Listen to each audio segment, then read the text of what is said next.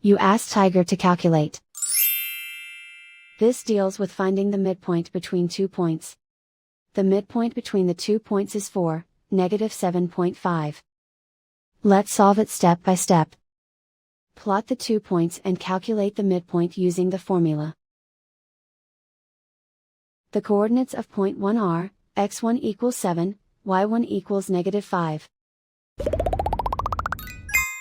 The coordinates of point 2 are, x2 equals 1, y2 equals -10. PM represents the midpoint of the 2 points.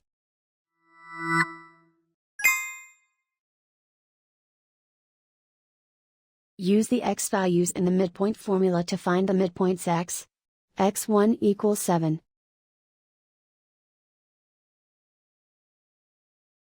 x2 equals 1.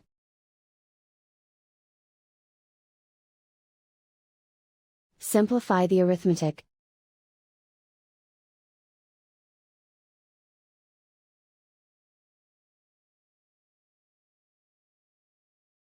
Use the y values in the midpoint formula to find the midpoints y1 equals -5. y2 equals -10. Simplify the arithmetic.